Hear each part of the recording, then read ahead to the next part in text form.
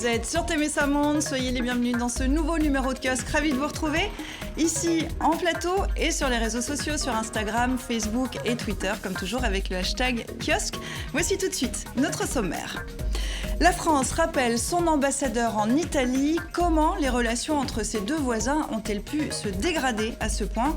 Faut-il y voir des relents électoralistes à l'approche des européennes? Quel président pour le Venezuela? Le contesté Nicolas Maduro ou l'autoproclamé Juan Guaido? L'accélération des événements ouvre la voie à plusieurs scénarios. Alors pour parler, intervention militaire extérieure, effondrement du régime ou isolement à la cubaine? Est-on sous la menace d'un monde moins sûr? Washington et Moscou ne veulent plus de leur traité INF crucial dans le désarmement nucléaire. Est-ce le signe d'une accélération mondiale dans la course aux armements? Un énième pacte en Centrafrique. Le gouvernement et 14 groupes armés ont signé un accord de paix, contenu encore secret. Pourquoi tant de mystères? Nous le verrons dans cette émission. Sur fond de rivalité avec Moscou, les relations entre Paris et Bangui se sont dégradées. Quelle est l'influence russe en Centrafrique? Voilà pour le sommaire. On en parle tout de suite avec nos kiosqueurs. Les voici. Et tout d'abord, Jeffrey Hawkins, chercheur associé à l'IRIS sur la politique étrangère des États-Unis, auparavant diplomate pendant une trentaine d'années. Vous avez notamment été ambassadeur des États-Unis à Bangui, en Centrafrique, jusqu'en août 2017. Sarah Suarez, journaliste et photographe vénézuélienne indépendante, des collaborations avec plusieurs médias latino-américains et notamment Pro Da Vinci au Venezuela. Jean-Christophe Ploquin, rédacteur en chef de La Croix, quotidien français chrétien et partenaire de kiosque. Vous titrez aujourd'hui sur les abus sexuels dans l'Église. Vous êtes également président de l'association de la presse diplomatique française et membre de l'association Europresse consacrée à l'Union européenne. Et enfin Louis Quemaillou, président du club de l'information africaine, tour à tour correspondant des quotidiens camerounais Le Messager, Mutation de Radio Vatican et de BBC Afrique, puis directeur de l'information de la chaîne de télévision Télésud. Merci à vous quatre d'être ici en plateau pour faire un tour de l'actualité et nous livrer votre analyse sur cette actualité. Rififi entre ces deux voisins européens, les relations entre la France et l'Italie n'ont cessé de se dégrader depuis l'arrivée au pouvoir du nouveau gouvernement italien, jusqu'à ce soutien de Rome aux Gilets jaunes cette semaine qui a provoqué la colère de Paris. C'est à celui qui fera le plus gros coup d'éclat. Les deux hommes forts du gouvernement italien multiplient les provocations depuis leur arrivée au pouvoir. Et c'est Luigi Di Maio du mouvement 5 étoiles qui est parvenu à faire sortir la France de ses gonds en s'affichant avec des gilets jaunes sur le territoire français, photo accompagnée de cet encouragement. Le vent du changement a traversé les Alpes. Pour le gouvernement français, c'est une provocation supplémentaire et inacceptable. Paris rappelle son ambassadeur Christian Massé en poste à Rome depuis 1 an et demi. Une première depuis 70 ans dans les relations diplomatiques entre la France et l'Italie. La dégradation des relations intervient l'été dernier. L'Aquarius cristallise toutes les tensions. Le nouveau gouvernement italien qui refuse l'accès des migrants à ses ports récolte la fureur de la France. Il y a là la preuve d'une forme de cynisme et d'une part d'irresponsabilité du gouvernement italien face à cette situation humanitaire dramatique. Tout est sujet à conflit. Les migrants refoulés par la France en Italie, les militants d'extrême gauche dont Rome réclame l'extradition, ou le TGV Lyon-Turin remis en question, un climat envenimé par les enjeux électoraux. J'espère que les Français vont se libérer de leur très mauvais président. La France empêche le développement des États africains et contribue ainsi au départ des migrants qui meurent en mer ou arrivent sur nos côtes. La brouille ne pourra pas être éternelle. Les échanges entre les deux pays, très favorables à l'Italie, pèsent plus de 200 millions d'euros par jour. C'est un concentré de ce qu'on peut dire là, vu par nos partenaires, les partenaires de TV5 Monde. Jeff, vous êtes vous-même un ancien diplomate. Qu'est-ce que ça veut dire ce qui s'est passé là quand on rappelle un ambassadeur pour consultation sur une échelle de gravité? On est où? Et il faut dire que c'est vraiment manifesté un signe de mécontentement vis-à-vis du gouvernement italien. Et j'étais en train de réfléchir. Souvent, on fait des critiques vis-à-vis du comportement d'un pays, mais entre alliés, entre pays amis, entre pays qui partagent le même espace européen. C'est grave. C'est grave et c'est du jamais vu. On n'a pas encore coupé les relations diplomatiques, mais c'est quand même une façon de dire qu'on est fâché. Est-ce que cette aggravation des relations diplomatiques était prévisible, Jean-Christophe ? Moi, On voit que ça monte depuis des mois. Je suis très surpris de la décision française, c'est-à-dire rappeler l'ambassadeur de France. Si l'occasion, effectivement, la raison qui est donnée, c'est le fait que Luigi Di Maio soit venu sympathiser avec les Gilets jaunes, je ne comprends pas très bien. C'est-à-dire, ou alors ce que je comprends, c'est que dans les relations entre pays européens, dans cet ensemble qu'est l'Union européenne, il y a de plus en plus de politique et qui est finalement un peu au détriment de la diplomatie. Et donc, auparavant, effectivement, on était vraiment dans des relations d'État à État. Et par exemple, pour prendre l'exemple franco-allemand, les présidents et la chancelière ou le chancelier pouvaient être de partis différents. C'est pas grave, ils s'entendaient très bien, quelle que soit la couleur politique. Et là, on voit que petit à petit, et notamment du fait des partis populistes qui sont très agressifs sur l'enjeu européen, très anti-européen, eh bien finalement, ils introduisent de plus en plus de la politique dans ces relations diplomatiques. Et c'est ce qui est en train de se passer. Après, moi, je ne comprends pas effectivement pourquoi le président Macron, puisque c'est quand même une décision qui remonte jusqu'à l'Élysée, a pris cette décision de rappeler son ambassadeur. Et je pense qu'il pouvait faire preuve de davantage de maîtrise et de préserver, effectivement, de bien indiquer que les relations entre la France et l'Italie, dans un sens, dépassent le gouvernement italien actuel, qui est de fait dirigé par deux drôles d'individus. Si je vous résume, ce qui vous surprend, c'est ce dérapage dans les relations. On peut parler d'un dérapage ? On peut parler d'un dérapage, mais qui n'est pas imputé qu'aux Italiens. Parce que rappelez-vous que le premier à allumer le feu, c'était Emmanuel Macron lui-même, qui a comparé la montée des nationalismes, et notamment en Italie, à la lèpre qui revenait en Europe. Donc il faut bien resituer historiquement d'où viennent les attaques. Ça a commencé là. Ensuite, il y a eu ici en France cette convocation de l'ambassadeur d'Italie, c'est une femme, je pense d'ailleurs, qui a été convoquée et reçue par une sous-directrice du ministère des Affaires européennes. C'est quand même le signe qu'au niveau de la France, on est très à cheval. Et d'ailleurs, Benjamin Griveaux disait que c'est pour marquer le coup qu'il rappelle l'ambassadeur de France en Italie. Mais je pense que dans ces relations, on devrait mettre beaucoup plus de solennité. On est face à deux responsables de pays, voire deux côté italien et un côté français, qui sont issus de formations anti-système. Que ce soit en France ou en Italie, on a élu des gens contre des systèmes parce qu'ils se battaient justement pour changer la manière dont la politique se fait. Et donc, on se rend compte que des deux côtés, il ne manque pas de capacité de provocation et visiblement, les nerfs ont lâché plus vite côté français qu'au côté italien. Avec ce que dit Louis, je pense quand même que les deux antisystèmes ne sont pas aussi anti-système en Italie qu'en France. C'est-à-dire, Macron fait quand même partie du système. Il a intégré le système pour le transformer. Alors qu'il me semble que du côté italien, aussi bien du côté de la Ligue du Nord que du côté de 5 étoiles, oui, il s'agit de faire s'effondrer un système, notamment le système européen. Mais je suis sinon d'accord avec ce que vous avez dit. Il y a juste une autre question, et aussi comme ancien diplomate, qui me frappe un tout petit peu. Et c'est cette histoire d'ingérence, c'est-à-dire cette rencontre entre un responsable italien avec les Gilets jaunes. C'est pas un parti d'opposition ou un mouvement civil, c'est vraiment des contestataires du régime.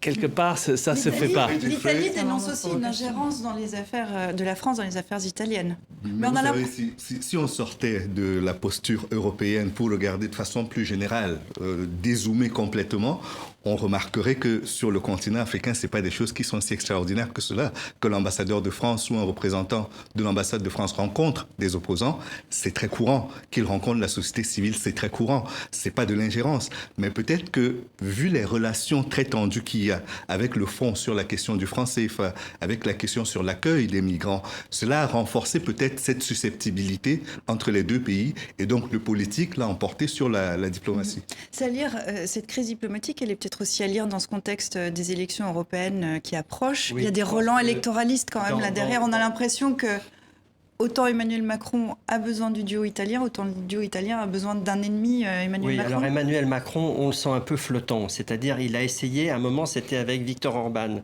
avec le Premier ministre hongrois, où il a essayé finalement, c'était de créer un match Macron-Orban. Et puis, ça ne marchait pas, parce que notamment, les Allemands, par exemple, n'avaient pas du tout de devoir prendre parti pour Macron contre Orban. Donc, cette espèce de politisation que le président de la République française a recherchée, finalement, il il s'en est détourné. Mais on voit que, par exemple, notamment avec M. Salvini, il cherche là aussi finalement à créer une sorte de thèse-antithèse, de créer son meilleur ennemi pour pouvoir apparaître comme le président, le leader des progressistes sur le continent européen.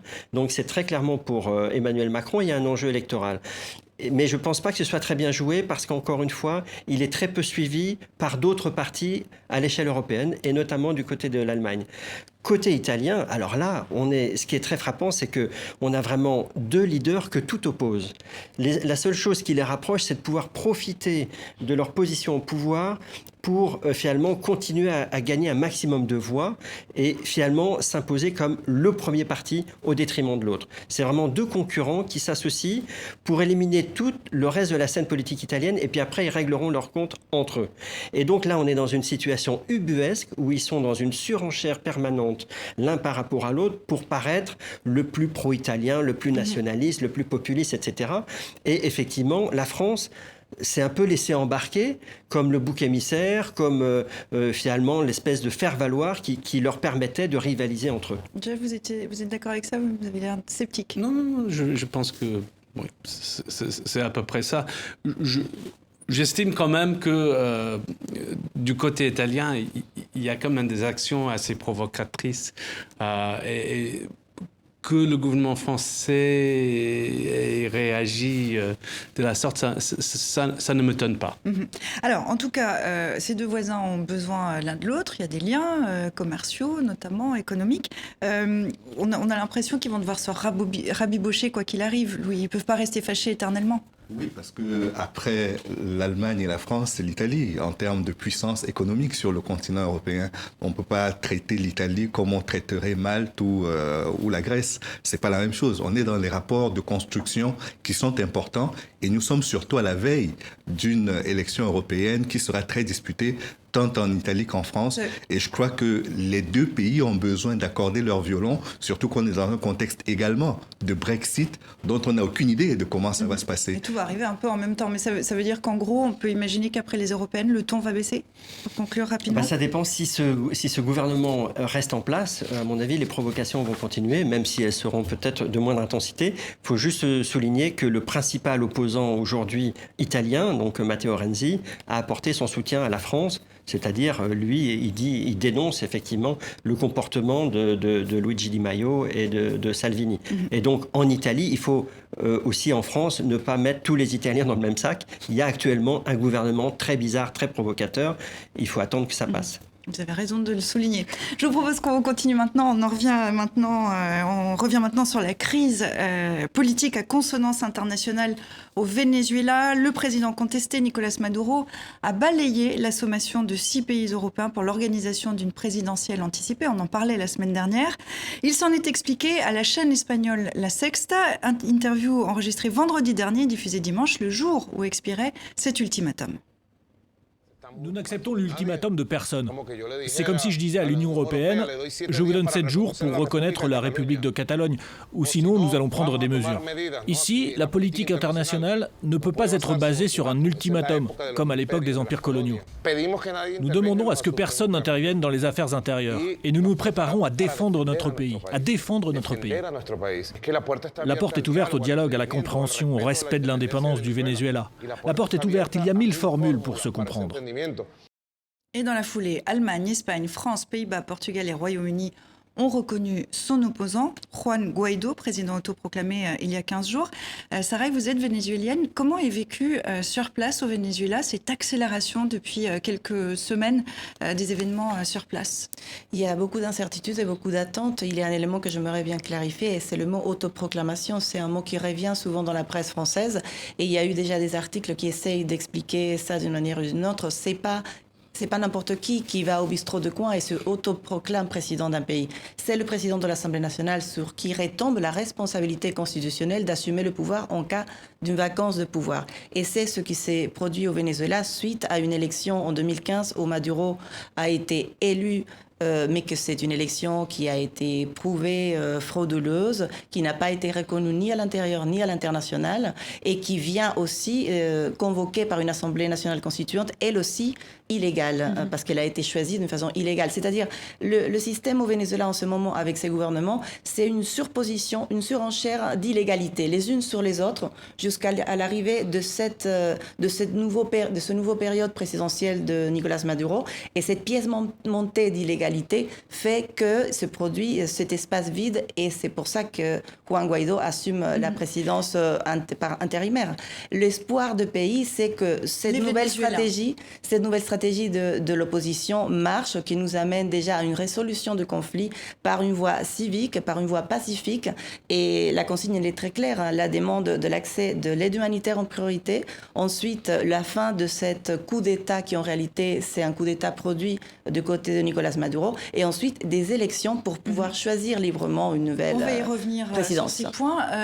La question qui se pose aussi, c'est de savoir quel pourcentage des Vénézuéliens soutient Guaidó, qui soutient Maduro. Est-ce qu'on a une idée? Est-ce que Maduro est très largement contesté par la rue? Absolument. Je pense qu'on a vu les dernières années le chavisme se démonter, se défaire petit à petit. Ça, c'est une évidence. Aujourd'hui, nous avons vu ces dernières semaines des manifestations dans la rue. Vous avez pu observer les photos dans tous les médias. C'est des manifestations massives. Et là, on ne voit pas une élite. On voit vraiment toute classe sociale, ce qui reste, parce que finalement, la classe moyenne a presque disparu. Il y avait beaucoup de gens des barrios et des favelas qui ont participé à ces manifestations. D'ailleurs, il y a eu beaucoup de répression dans les barrios de Caracas. C'est les mêmes personnes que le gouvernement a toujours dit défendre, et c'est eux qui se font attaquer le plus par des escadrons policiers. Il y a eu 40 assassinats, il y a eu plus de 800 personnes emprisonnées en une semaine de répression suite à cette situation. Les milices aussi paramilitaires, on va revenir aussi sur le rôle de l'armée, évidemment. Une réunion internationale s'est tenue hier, jeudi, à Montevideo avec l'Union européenne, 8 pays européens et 5 d'Amérique latine. Le groupe de contact appelle à une élection présidentielle libre. Question qui se pose, c'est est-ce qu'une sortie de crise négociée peut intervenir encore? Il faut, de toute façon, à la fois, il y a urgence d'une solution parce que le Venezuela est un pays complètement effondré. Et quand on parlait du soutien à Maduro, si on laisse de côté la dimension politique, la dimension humanitaire, on voit que les Vénézuéliens, ils votent avec les pieds, ils s'enfuient par millions. Et donc, quand on voit comme ça ces cohortes de personnes qui sont obligées de partir parce que le pays est complètement effondré, qu'ils ne peuvent plus vivre, que les femmes ne peuvent plus accoucher en sécurité, etc., ça veut dire quand même quelque chose de l'état du pays. Donc là, il y a une urgence humanitaire qui est réelle. Et du coup, pour résoudre cette urgence humanitaire, visiblement, il faut passer par une solution politique. Et visiblement, le retour aux urnes, finalement, et avec des élections qui seraient vraiment transparentes et avec des observateurs internationaux indépendant, ça permettrait d'avoir une nouvelle carte politique et de repartir sur cette base. Il y a plusieurs scénarios possibles dans une situation comme celle-là. Alors, il y a les pourparlers entre gouvernement et opposition, une intervention militaire extérieure, on pense aux États-Unis, un effondrement du pouvoir, un isolement à la cubaine. Laquelle, pour vous, est la plus vraisemblable à l'heure où on se parle? Ça, pour l'instant, je ne pourrais pas vous dire. Mais ce qui est clair du côté de Washington, c'est qu'il y a une très forte pression sur le régime vénézuélien. Pourquoi d'ailleurs? Pourquoi cette obsession des États-Unis pour le Venezuela? Question très intéressante, et d'ailleurs je me pose la question parce que en général, quand on pense à l'administration Trump, on ne pense pas forcément à la défense des droits de l'homme, etc. C'est pas vraiment une des priorités principales de l'administration, mais cette fois-ci, l'administration Trump, et ceci depuis assez longtemps, depuis des mois, hein, c'est pas un coup de tête du président, c'est assez bien réfléchi. Il y a certainement un côté Monroe Doctrine, c'est-à-dire c'est notre hémisphère, on va protéger ça, c'est un peu notre précaré. Il y a aussi la politique interne des États-Unis, donc le sénateur Marco Rubio est de Floride, État extrêmement important pour les chances électorales du président en 2020 et la Floride est de loin l'État qui est plus intéressé par cette crise parce qu'il y a une forte population vénézuélienne et hispanique en Floride et Marco Rubio est un peu le champion des droits de l'opposition vénézuélienne. il y a aussi un autre élément que j'ai observé avec beaucoup d'attention. Et vous remarquerez que le président Trump parle beaucoup de socialisme aux États-Unis maintenant. Parce que le Parti démocrate est un peu balancé plus à gauche. C'est plus progressiste en ce moment. Et donc, réfléchissant certainement à la campagne électorale, un ennemi socialiste à l'extérieur et peut-être même un ennemi socialiste, entre guillemets, à l'intérieur, ça l'arrange. Dans les options, il y a celle possible, évoquée d'une intervention militaire. Si on pense à une intervention militaire extérieure, on pense aux États-Unis. Ça se joue en ce moment autour de l'accès à l'aide humanitaire dans le pays. Ça vous paraît possible, les États-Unis qui déclenchent une intervention au Venezuela ? Possible. Et depuis longtemps, les représentants de l'administration disent que toutes les options sont envisageables. Il y a eu le moment où John Bolton, donc le conseiller pour la sécurité nationale, portait un bloc-notes où il était écrit 5000 soldats pour la Colombie. Mais moi, c'est juste... je sais pas, c'est assez dangereux de essayer de prévoir l'avenir, mais pour moi, je ne pense pas, parce que pour une fois, les États-Unis ont très bien préparé le terrain diplomatiquement pour résoudre cette crise, et donc balancer tout de suite à une intervention militaire, ça me semble peut-être oui, en tout cas, ça assez vous peu fait probable. plutôt sourire. Oui, parce que faut quand même dire que dans cette opération, on parle de relations internationales, même si l'Amérique, de façon générale, est sous l'autorité des États-Unis.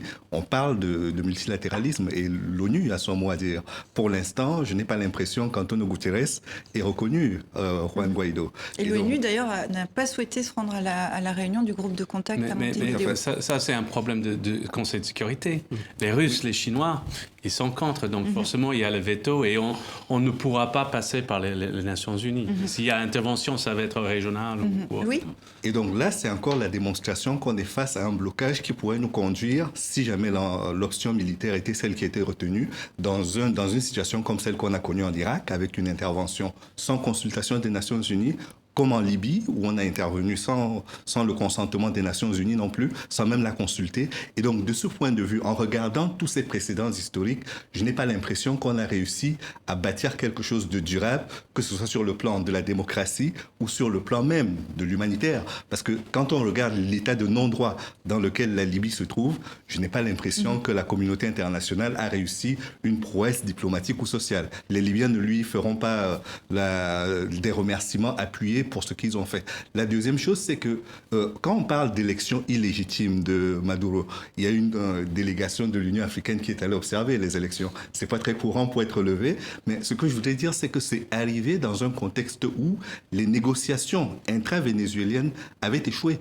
C'est-à-dire qu'il fallait s'entendre sur la manière dont l'élection allait être organisée. Et l'opposition, finalement, s'est retirée de ce processus. Et c'est pour ça que... Mais c'est important de comprendre pourquoi. Oui. Et c'est justement le fait qu'il avait inhabilité les partis politiques. Toutes les personnes qui étaient susceptibles de se présenter à cette élection étaient en prison ou étaient à l'étranger. C'est-à-dire il y avait des éléments de blocage. C'était pas simplement qu'ils se sont retirés. C'est que vraiment, il y a eu des éléments très concrets de la part de Nicolás Maduro de complètement bloquer le panorama électoral et d'empêcher une élection vraiment réelle. Et les institutions aussi. Absolument. Mais les institutions sont kidnappées par le gouvernement. Oui, mais c'est que les organisations de l'Amérique latine s'étaient réunies. Et je pense que le médiateur qui avait été désigné à cette époque-là attendait l'opposition pour prendre une décision. Et c'est à ce niveau-là qu'il n'y a pas eu de présence. Je ne parle pas de la situation en interne, parce qu'en interne, effectivement, il y avait des blocages qui étaient évidents, mais c'est que l'opposition ne s'est pas présentée pour la négociation. Et après, au niveau de l'Assemblée nationale, si c'est finalement, si elle a été mise sur le côté, c'est aussi parce qu'il y avait 3 députés dont la désignation n'était pas très claire. Alors on va élargir un peu le spectre avec vous, puisque vous parliez de multilatéralisme. On va regarder cette carte du monde. On vous l'a montrée la semaine dernière, vous allez voir qu'elle a évolué. Nicolás Maduro garde le soutien de la Russie, de la Chine, de la Turquie ou encore Cuba. Juan Guaidó est désormais soutenu par une quarantaine de pays, les États-Unis, le Canada, une grande partie de l'Amérique latine et 21 des 28 pays européens. Est-ce qu'on peut en déduire, Sarah, que l'étau se resserre autour de lui avec un plus fort soutien vers Juan Guaidó? Ça va être plus compliqué. Là, il reste à voir la carte. La carte est très claire. Qui sont ceux qui soutiennent Maduro? Ce n'est pas des modèles démocratiques.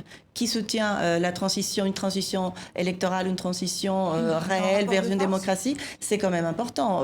Ça parle beaucoup, ces éléments-là. Et du coup, pour revenir au dialogue, on ne parle pas de dialogue ou de table de négociation s'il n'y a pas des accords, s'il n'y a pas des choses à mettre sur la table. Et le gouvernement a été très clairement fermé sur la possibilité de céder sur quelques terrains pour pouvoir vraiment dialoguer avec son opposant. Donc, on parle d'un dialogue sans conditions préalables. Et là, on ne peut jamais arriver à quelque chose. Le Vatican a été évancé. Le même représentant du Vatican avait exprimé à ce moment que ces dialogues s'arrêtaient parce qu'il n'y avait pas de volonté politique de la part du gouvernement. Donc, c'est difficile d'arriver avec un dialogue quand vous êtes kidnappé et vous dialogez avec votre kidnappeur. Aujourd'hui, situation de blocage. Donc, moi, j'entends bien ce que dit Louis, mais je ne partage pas totalement son avis. C'est-à-dire, il me semble qu'il y a se poser la question, est-ce qu'il y a ingérence ou pas? Je crois qu'il faut vraiment se la poser.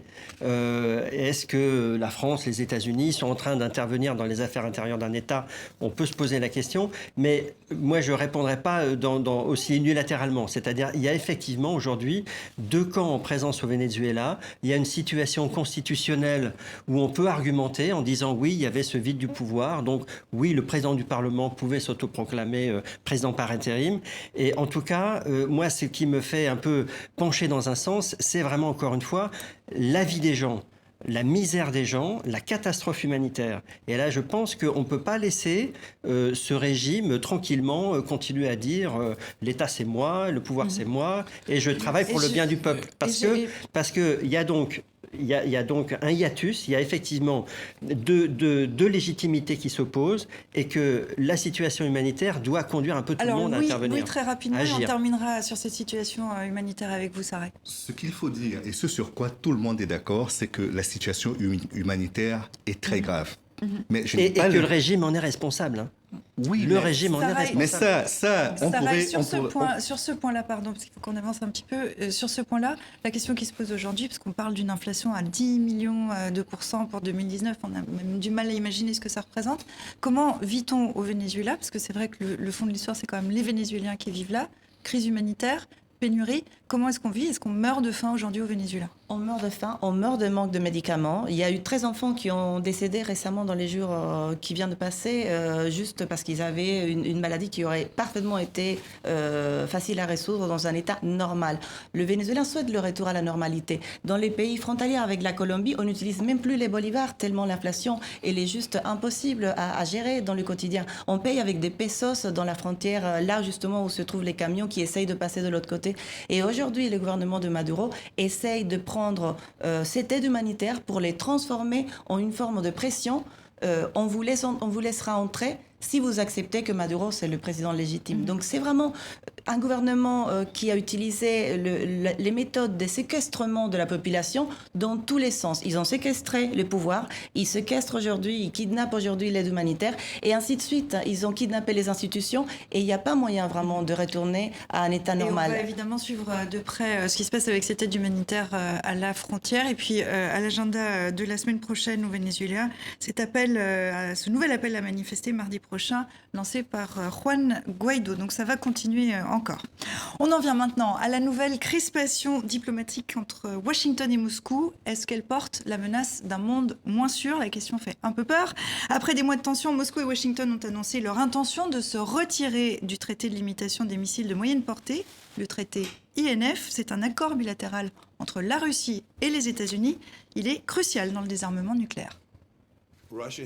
La Russie a mis en danger la sécurité des États-Unis et nous ne pouvons plus être entravés par un traité pendant que la Russie le viole éhontément.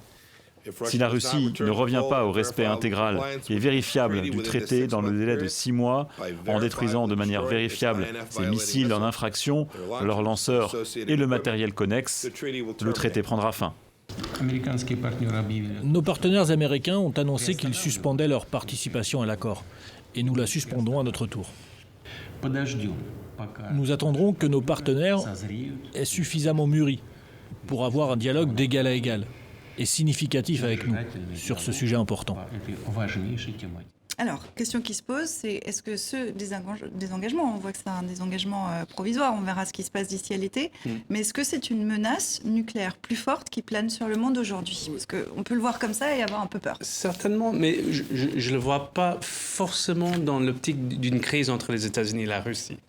Je pense que l'architecte du côté américain de la sortie de cet accord est John Bolton, donc le conseiller pour la sécurité à la Maison-Blanche. Et c'est quelqu'un qui a plaidé depuis longtemps pour la sortie de cet accord, parce qu'il ne veut pas voir les mains de Washington liées pour un accord qui est avec un seul partenaire. Et donc, il voit d'autres ennemis, peut-être l'Iran, la Chine, qui pourraient aussi avoir des menaces et ils veulent s'armer pour faire face à ces menaces. Et ce qui est intéressant aussi, c'est que quelque part, notre sortie de l'accord, ça arrange la Russie. Pourquoi? La Russie est déjà en contrevention de l'accord. Tout le monde est d'accord, même les Européens. Mais c'est nous qui sortons, c'est nous qui claquons la porte. Et en laissant nos alliés européens un peu vulnérables maintenant à une Russie qui va peut-être mettre des missiles qui sont à portée intermédiaire, donc c'est-à-dire qui viseraient plutôt l'Europe que l'Amérique. Et les Européens étaient contre notre sortie de l'accord. On n'a pas écouté, on est sorti comme ça, et donc ça sème un peu la crise entre les Européens et les Américains. Il y a un peu un jeu de dupes là derrière quand même. Non, on a quand même l'impression que, et d'un côté et de l'autre, que ce soit du côté américain que du côté russe, finalement personne n'en veut plus de cet accord. Le monde a changé depuis 87. Il y a d'autres partenaires, enfin d'autres intervenants dans l'armement nucléaire. C'est ce qui est bien triste d'ailleurs, parce que c'était pour moi un traité qui quand même assurer en quelque sorte la sécurité planétaire pour au moins un type de missile. Mais... En tout cas, vu d'Europe, il articule, c'est la colonne vertébrale de la sécurité en Europe. Comme le soulignait Jeff, là ça veut dire que des missiles en théorie peuvent arriver sur des villes européennes. Est-ce qu'il faut le craindre ? Bon, on est dans une logique de dissuasion, de montrer ses muscles, de montrer sa force et en espérant qu'elles se neutraliseront et qu'on sera tellement fort que l'autre ne vous attaquera pas. Ce qui est très clair, c'est que vous avez tout à fait raison, c'est les Européens qui doivent être les premiers inquiets, puisque c'est effectivement des missiles à portée intermédiaire. Donc le but du jeu, c'est que les Russes puissent taper des objectifs américains en Europe, par exemple, mais aussi d'autres objectifs de l'OTAN. Et inversement, finalement, l'OTAN pourrait, avec ses nouvelles armes, taper des objectifs en partant d'Europe sur la Russie. Donc l'Europe, ça nous reporte un peu dans les années 80-90, quand il y a eu ce grand bras de fer, et cette fameuse phrase de Mitterrand en Allemagne, quand il essayait de convaincre les Allemands qu'il fallait accepter des missiles intermédiaires américains en Europe, parce qu'il disait les missiles sont à l'Est, en Union soviétique, et les pacifistes sont à l'Ouest. On est revenu dans cette période-là, mais en même temps, vous nous dites qu'on c'est un peu aux Européens aujourd'hui. C'est un peu aux Européens aujourd'hui, finalement, de prendre conscience que effectivement leur défense doit d'abord dépendre d'eux-mêmes. Que certes, il y a l'OTAN qui est là, mais avec un président Trump qui manifeste assez régulièrement son souci d'en partir. Sur ce que je disais tout à l'heure, cette question que je vous posais sur le jeu de dupes, quand même, on a quand même l'impression peut-être que et Washington et Moscou, ils trouvent leur intérêt. Ça veut dire que l'intérêt est ailleurs, l'intérêt stratégique est ailleurs. Oui, parce que les Russes, depuis la fin de l'Union soviétique, ont l'impression d'être pris en tenaille par les pays de l'OTAN, de façon générale, et par les États-Unis, qui ont énormément rapproché leur poste militaire de la frontière russe, d'abord par rapport aux pays baltes, ensuite par rapport à la Pologne. Après, il y a la Turquie, dont la position n'est pas très claire. Est-ce qu'elle est avec l'OTAN? Est-ce qu'elle est avec l'Union soviétique? Enfin, la Russie, c'est pas très clair. Mais une chose est certaine, c'est que la Russie veut sortir de cet étau militaire que l'OTAN a dressé autour d'elle. Et donc, pour ça, elle a besoin de bander les muscles. Et s'il y a un pays qui a donné l'exemple, et un exemple qui pourrait être suivi, parce que le club de la dissuasion s'est élargi depuis la fin de la guerre froide, c'est la Corée du Nord. La Corée du Nord a été décriée pour la manière dont elle fabriquait ses armes. Et aujourd'hui, tout le monde discute avec la Corée du Nord, y compris Donald Trump, qui n'avait aucun respect ni pour le pays ni pour ses dirigeants. Et donc ça, c'est un signal presque qui est donné aux nouveaux membres du club des pays très armés pour dire, si vous montrez suffisamment les muscles et que vous pouvez tenir sur la durée, finalement, vous pouvez faire infléchir la position des États-Unis. Et je suis d'accord avec Jean-François, c'est que là, c'est aux Européens maintenant de savoir ce qu'ils feront par rapport à cela. Est-ce qu'ils se trouvent un nouvel allié avec la Turquie par rapport à cette guerre qu'il y a entre l'Ukraine et la Russie concernant le territoire de la Crimée? Est-ce qu'ils vont procéder autrement? Mais la question est véritablement au cœur des relations européennes, au cœur de la construction de cette Europe de la défense dont on ne voit toujours pas les prémices. Jeff, je laisse... J'avais rien à ajouter. Alors avançons. Très bien, je pensais que vous vouliez réagir à ce que disait Louis. Avançons, parce que quand on regarde de Washington, on regarde toujours un peu vers Pékin. Est-ce que Pékin est clairement dans la tête de Donald Trump dans cette question d'armement? Certainement, mais je présume qu'on a suffisamment d'éléments dans notre arsenal nucléaire pour faire face aux Chinois. Donc on n'a pas forcément besoin de missiles intermédiaires. Sauf que ce que souligne Washington, c'est que finalement, tant les Russes que les Chinois, on ne sait pas très bien ce qu'ils font. Et ils ont cité notamment la Chine et l'Iran. Mais est-ce que, je ne sais pas.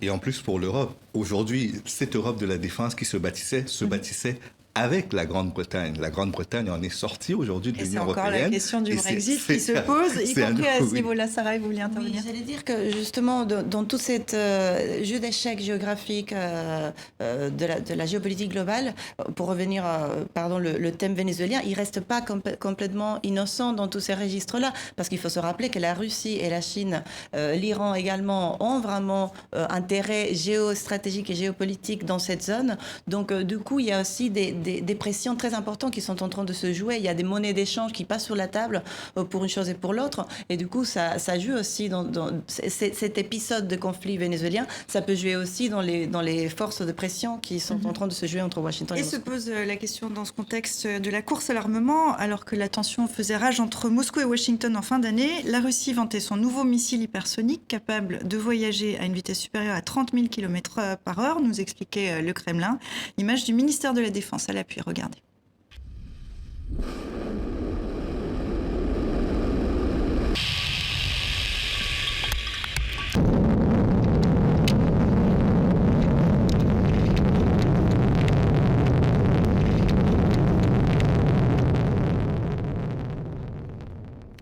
Course à l'armement nucléaire relancée, c'est un peu la question qui se pose.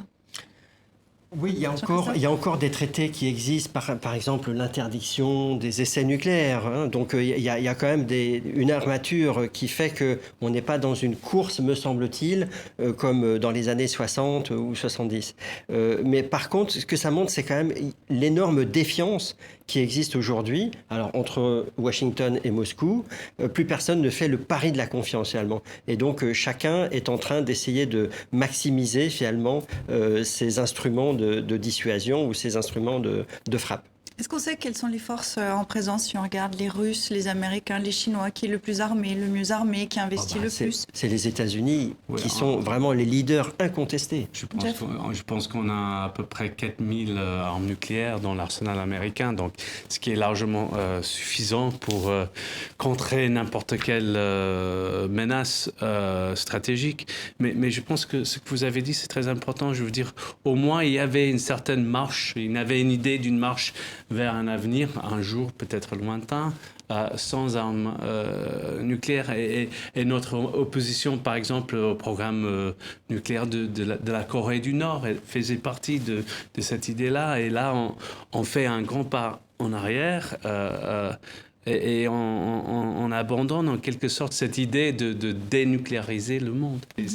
Barack Obama a reçu le prix Nobel de la paix à cause de son discours anti-nucléaire, en quelque sorte, favorable à la dissuasion nucléaire. On fait un pas en arrière, mais en plus avec des précédents, avec une volatilité. C'est-à-dire, il faut rappeler que Donald Trump et cette histoire de bouton rouge, qui a le bouton le plus... voilà, c'est quand même le plus gros. Donc c'est quand même un élément à prendre en considération. quelqu'un qui vraiment peut se réveiller un matin et complètement changer le discours et changer la donne au niveau mondial. Donc c'est très dangereux quand même. Alors pour conclure, les grandes puissances nucléaires étaient réunies la semaine dernière à Pékin pour préparer la conférence de révision du traité de non-prolifération nucléaire, le TNP. C'est prévu pour l'an prochain. Quel est l'enjeu ? Et on va terminer là-dessus. Je pense que l'enjeu devrait être celui de non seulement dire qu'on a mis fin à la guerre des étoiles, mais qu'on a commencé la guerre contre les armements. Les 5 pays membres permanents du Conseil de sécurité des Nations Unies sont les principaux fabricants d'armes. Si on veut la paix, ça commence dans ce club-là. C'est eux qui devraient aujourd'hui commencer la dénucléarisation, commencer à désarmer et massivement pour donner le bon exemple à tous les autres. Parce que, encore une fois, la Chine a pu aujourd'hui devenir une puissance nucléaire. La Corée du Nord a pu devenir une puissance nucléaire. La Chine est même dans l'espace en train de devenir une vraie puissance. Et on ne peut pas laisser cette prolifération-là prospérer comme si de rien n'était. Je pense qu'il faut un vrai coup.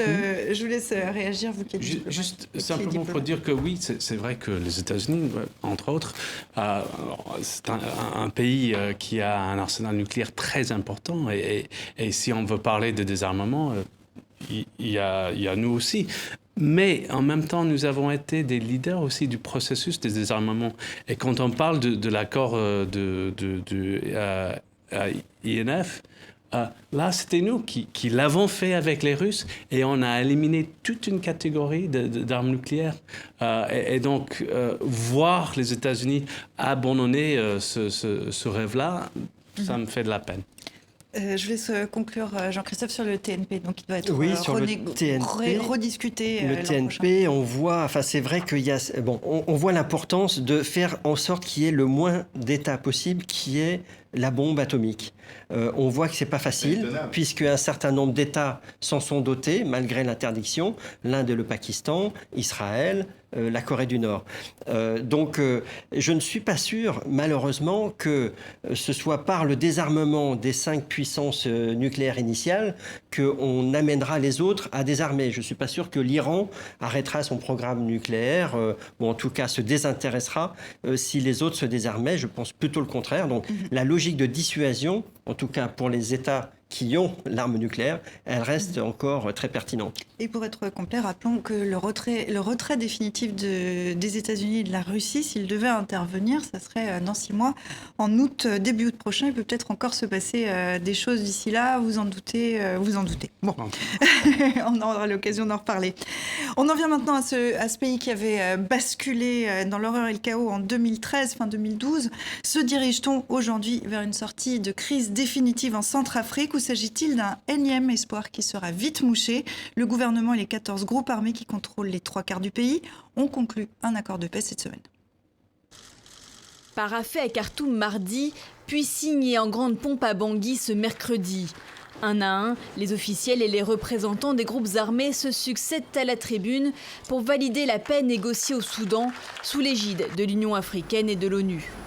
Cette date historique nous met face à nos responsabilités.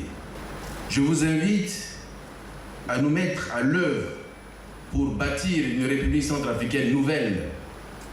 Mais à quoi ressemblera cette nouvelle Centrafrique ? Les modalités de l'accord de paix n'ont toujours pas été dévoilées et ne devraient pas l'être avant que 3 signatures qui manquent ne soient apposées, a priori lors du prochain sommet de l'Union africaine qui a lieu dimanche et lundi. Dans la capitale, les pourparlers ont été suivis avec attention. La grande question, y aura-t-il une amnistie pour les nombreux auteurs de crimes commis pendant des années ? Les associations de victimes sont inquiètes. Nous sommes d'accord, les victimes sont d'accord pour la paix, mais il faut qu'il y ait de la justice, il faut qu'il n'y ait pas d'amnistie. Pour autant, dans ce pays de 4,5 millions d'habitants, meurtri par la guerre depuis plus de 6 ans, ce nouvel accord suscite d'immenses espoirs. Les groupes armés contrôlent entre 70 et 80% du territoire et s'affrontent pour le contrôle des richesses. Régulièrement, ils se sont opposés aux quelques 12 000 soldats et policiers de la mission de l'ONU en Centrafrique, la MINUSCA, qui tente en vain d'empêcher les violences. Cet accord est le 8e depuis le début de cette crise fin 2012. Jusqu'à présent, aucun n'a permis à la République centrafricaine de retrouver la paix et la stabilité. Et le contenu de cet accord n'a toujours pas été rendu public. C'est mystérieux. Vous venez de vous le procurer, Louis. Alors, on est très curieux de savoir ce qu'il nous dit. Non, l'accord est très politique parce qu'aujourd'hui, je pense que le président Faustin Archange Touadéra n'est pas en position de force pour imposer quoi que ce soit aux différentes milices qui opèrent dans le pays.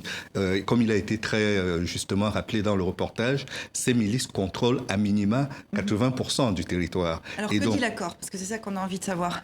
L'accord, quand je dis qu'il est politique, c'est qu'on ménage la chèvre et le chou. C'est-à-dire qu'on rappelle qu'on ne devrait pas avoir d'impunité, c'est-à-dire qu'on va juger tous ceux qui doivent l'être. Donc ça veut dire pas d'amnistie? Il n'y a pas d'amnistie, il y a un accord pour le désarmement et il y a une volonté de donner sa chance à la paix pour que cet accord ne soit pas qu'un accord supplémentaire, une superposition supplémentaire, une couche supplémentaire, mais une véritable chance pour la République centrafricaine d'avoir à la fois la paix, mais également la stabilité et la reconstruction qui va avec. Mais malheureusement, encore une fois, le président Touadéra n'est pas en position de force. Il a eu ce problème avec le président de l'Assemblée nationale qui est musulman et qui a été limogé, ce qui a créé un vrai déséquilibre parce que le conflit a pris une connotation religieuse à un certain moment. Nous sommes dans la perspective d'une réélection présidentielle et pour ça, il a besoin des forces qui sont de cette connotation religieuse-là. Pour ça, il devait négocier et donner des gages également. Je pense que c'est pour ça qu'il a négocié politiquement sans forcément mettre la justice et les autres ingrédients en avant. Jeff, vous avez été ambassadeur américain à Bangui jusqu'en août 2017, jusqu'il y a 1 an et demi. Oui. Qu'est-ce que vous en pensez de cet accord? C'est le 8e. Jusqu'ici, ça n'a jamais abouti. Est-ce que celui-là a des chances de fonctionner? Tout le monde s'est mis autour de la table. Écoutez, je ne souhaite que la paix pour le peuple centrafricain, un peuple meurtri par des années de guerre et surtout depuis la crise de 2012-2013. Avec des exactions épouvantables. C'est vraiment un pays qui a beaucoup souffert. Il y a un gouvernement élu, donc Touadéra a été légitimement élu en 2015-2016. Il y a une présence des Nations Unies, il y a une mission de maintien de la paix qui est présente. Et il y a une volonté, certainement du part du gouvernement, de mettre fin à ce conflit. Mais est-ce que cette volonté est aussi présente chez les groupes armés? Et j'en doute. Quel est l'intérêt des groupes armés? Parce qu'il faut quand même rappeler que les groupes armés contrôlent à peu près les 3/4 du pays. Ça veut dire aussi les mines, ça veut dire l'or, le diamant, le sous-sol, oui, etc. Quel est l'intérêt pour eux de signer cet accord? À ce que je sache, il y a très peu d'intérêt. Je n'ai pas encore vu le texte de l'accord, mais je peux deviner à peu près ce que c'est d'après les indices qu'on a. Et justement, ces groupes armés, ils ne sont pas... Il ne faut pas imaginer que ce sont des freedom fighters, comme on dit en anglais. C'est pas des... C'est pas des... Ils ne représentent rien, ils ne représentent pas d'aspiration nationale ou pas d'idéologie politique, même pas de religion, à vrai dire. Parfois, on avait tendance à diviser les Centrafricains en chrétiens et musulmans, mais on a vu des conflits entre les groupes armés et puis les anti-Balaka qui sont censés être chrétiens, ils changent de camp et se battent avec d'autres milices. C'est pas ça. Ce sont que des bandits qui sont donc des voyous qui ont signé un accord avec un gouvernement élu, ça pose un problème? Moi, je pense que c'est le pragmatisme qui a joué ici. Parce que, mine de rien, l'enjeu pour le président Touadéra, c'est d'arriver à la paix. Quoi qu'on dise, c'est vraiment la paix. Même si c'est au détriment parfois des engagements qu'il a pris à l'international, au détriment de la justice, au détriment de beaucoup de griefs qu'on peut lui faire, c'est vraiment l'enjeu de la paix. Pourquoi il a autant de mal à négocier? C'est qu'aujourd'hui, il y a un embargo sur les armes concernant la République centrafricaine qui ne lui permet pas d'acheter autant qu'il le renouvelé encore par l'ONU récemment. Il est par moments, passablement, on fait l'impasse dessus par moments, mais c'est on voit que la France a pu vendre des armes, la Russie vend des armes aussi. La France a vendu des armes, mais les Kalachnikov qui ont été livrés récemment ont été livrés sans chargeur. Ce qui veut dire qu'il y a une série de Kalachnikov qui sont là, mais qui ne serviront à rien parce qu'il n'y a pas d'armes, il n'y a pas de munitions qui permettront de les utiliser. Et donc, quand on négocie avec des groupes armés et qu'on n'a pas d'armes ou alors des armes sans munitions, je ne vois pas trop quelle force on a à mettre sur la table. Pour pas trop entrer dans les détails de l'embargo parce que depuis des années qu'on en parle, et d'ailleurs il faut dire que l'embargo a été mis en place à la demande du gouvernement centrafricain à l'origine, mais c'est juste pour dire que on peut parler des forces centrafricaines, des forces armées centrafricaines et la police, la gendarmerie, mais il y a quand même une présence des Nations Unies. Il y a quand même à peu près 15 000 hommes et femmes dans les opérations de maintien de la paix qui, eux non plus, qui sont très bien armés et qui n'arrivent pas à maîtriser ces groupes armés parce que la Centrafrique... La mission n'est pas là. La Centrafrique, c'est un grand pays. C'est un pays sans infrastructure, c'est un pays sans État. Et donc, maîtriser la MINUSCA, donc les Nations Unies, ce sont plutôt... Ça pourrait être un thème en soi. Je vous propose simplement d'avancer parce qu'il y a un autre élément dans la Centrafrique qui est intéressant. On voit qu'il y a l'influence russe grandit à Bangui, formation militaire, commerce d'armes, prospection minière. On a pu noter la présence d'une délégation russe à Khartoum au moment des négociations. Pourquoi la Centrafrique intéresse autant la Russie ? Pour moi, c'est passionnant cette histoire des Russes, parce que quand j'étais ambassadeur à Bangui, il n'y avait aucune présence russe. Il y avait un ambassadeur qui n'était pas très actif, et puis par la suite, ils sont arrivés. Et je pense que c'est en partie dû au fait que le gouvernement centrafricain avait justement besoin d'armes pour les forces armées centrafricaines. On a levé l'embargo pour que les Russes puissent vendre ces armes. Et puis, je pense que les Russes ont décidé que c'était peut-être une bonne occasion d'élargir un peu leur influence en Afrique, peut-être un peu embêter les Français qui considéraient la Centrafrique un peu comme dans leur précaré. Et puis, il se trouve que maintenant, ils ont beaucoup d'influence. Et il paraît que la délégation russe...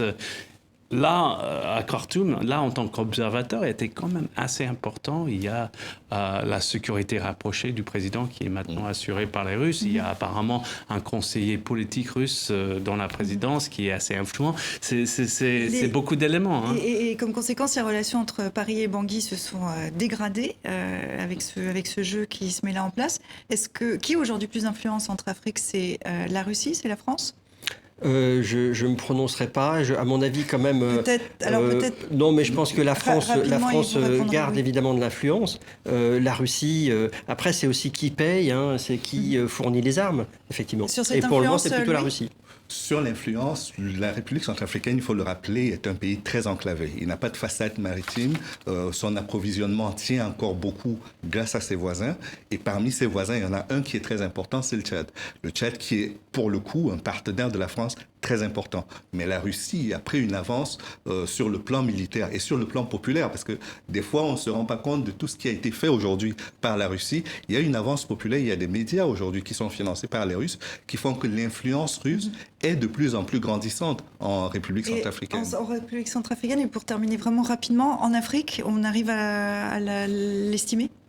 On n'arrive pas à l'estimer très clairement, mais ce qui est certain, c'est qu'aujourd'hui, dans les négociations pour avoir la paix au niveau du Conseil de sécurité, beaucoup de pays africains comptent sur des partenaires comme la Chine et la Russie pour pouvoir contrecarrer des motions ou des sanctions qui pourraient tomber sur elles, sachant que la Russie... C'est passionnant à observer, de voir cette avancée des Russes en Afrique. On aura l'occasion d'y revenir dans Kiosque, certainement. Je vous propose qu'on termine, comme toujours, avec Dilemme. On passe en revue l'actualité de la semaine avec Dilemme, un résumé de la situation politique tendue au Venezuela par Dilemme. Le Russe Vladimir Poutine et l'Américain Donald Trump essaient de déboulonner la statue du président contesté Nicolas Maduro, qui l'emportera.